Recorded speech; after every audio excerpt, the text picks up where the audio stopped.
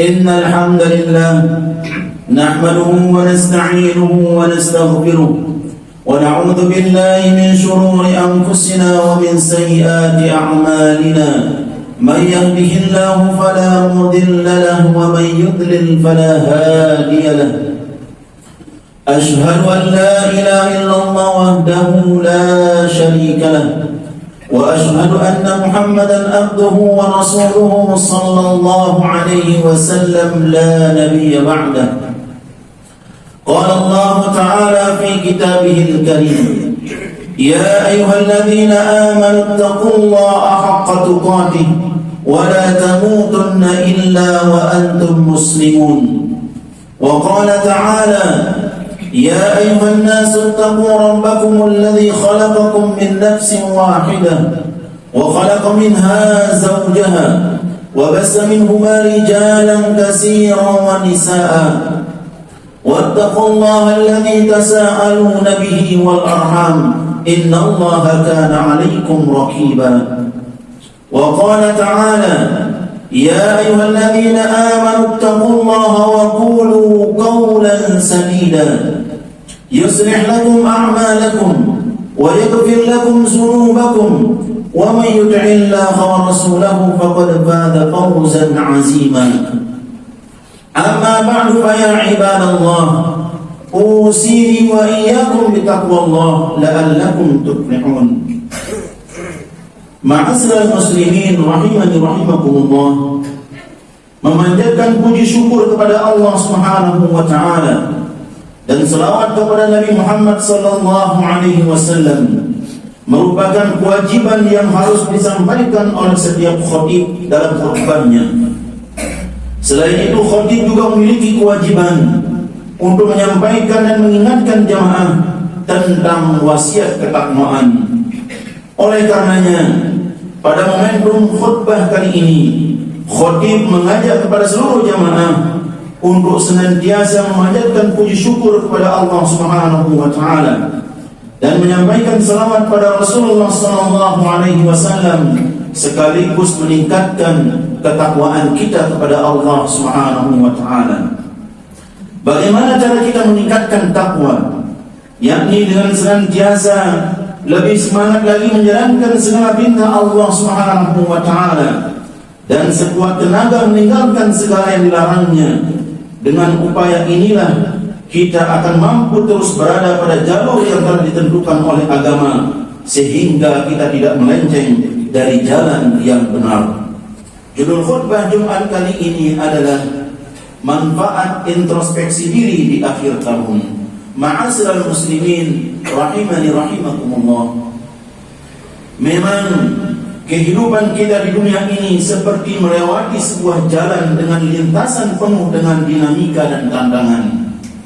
Medan terjal yang harus terus kita daki hingga medan menurun dan mendatar tak boleh membuat kita terlena.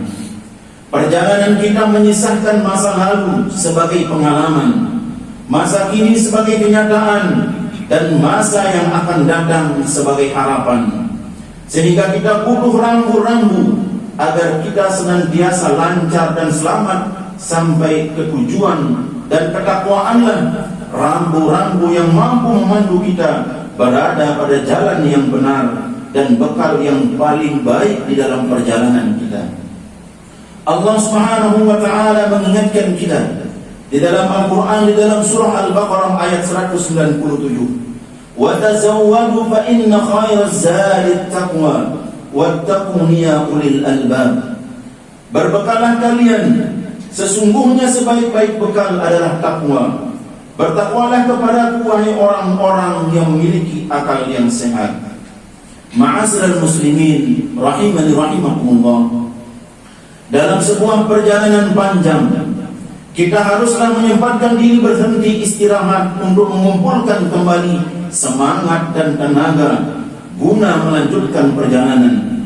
Begitu juga dalam kehidupan di dunia, kita mesti harus menyediakan waktu untuk melakukan introspeksi diri, evaluasi, menghitung, sekaligus kontemplasi yang dalam bahasa Arab disebut dengan muhasabah diri. Pentingnya muhasabah ini sebagaimana Sayyidina Umar bin Khattab pernah bertutur, hasibu anfusakum qabla an tuhasabu wa tazayyanu lil ardil akbar fa innama yahiqqul hisabu yawmal qiyamah ala man hasaba nafsahu fid dunya.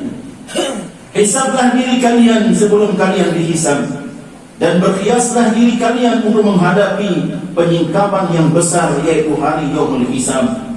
Sesungguhnya hisab pada hari kiamat akan menjadi ringan hanya bagi orang-orang yang selalu menghisab dirinya di saat mereka hidup di dunia.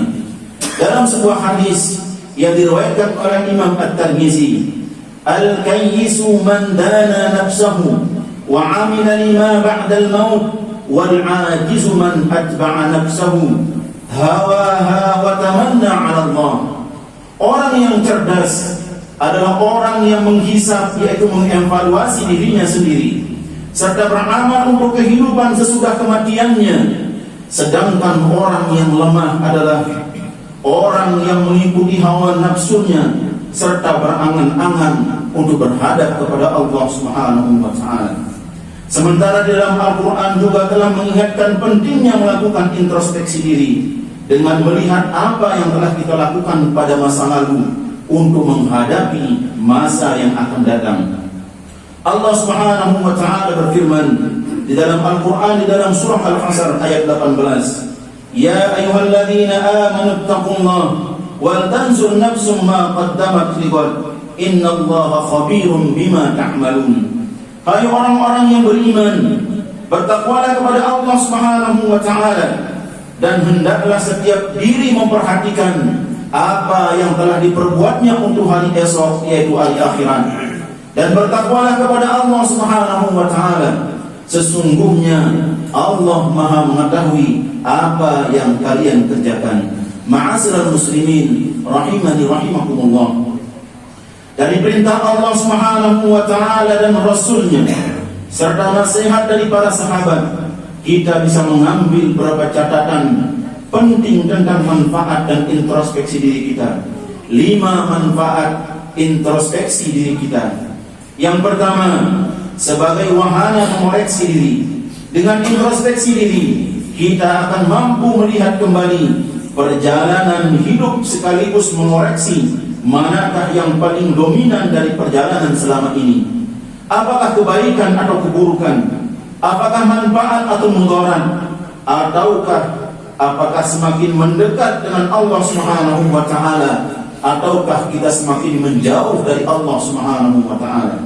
Allah Subhanahu wa taala berfirman di dalam Al-Qur'an, di dalam surah Yasin ayat 65, al-yawma nakhtimu ala afwahihim wa tukallimuna aydihim wa tashhadu arjuluhum bima kanu yaksibun.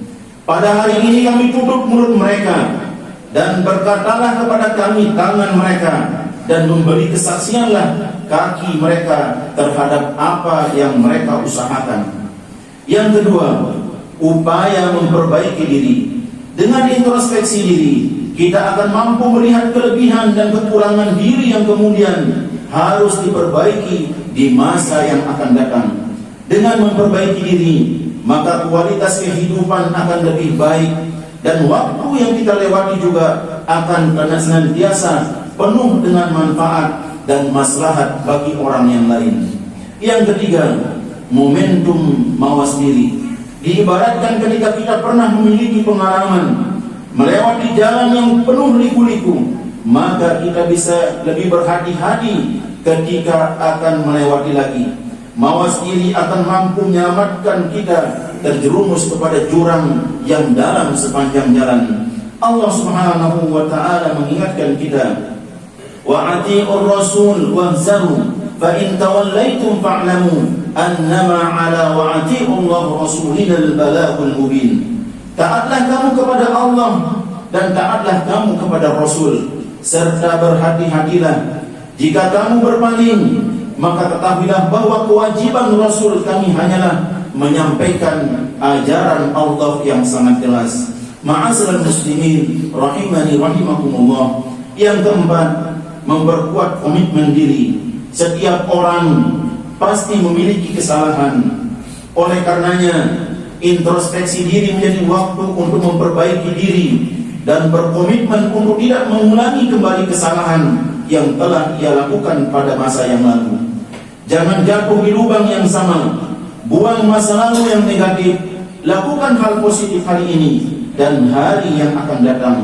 Rasulullah sallallahu alaihi wasallam bersabda, "Kana yaumuhu misla amsihi. Man kana yaumuhu khairan min amsihi fahuwa rabih, wa man fahuwa makbunun, wa man kana yaumuhu syarrun min amsihi fahuwa mal'unun."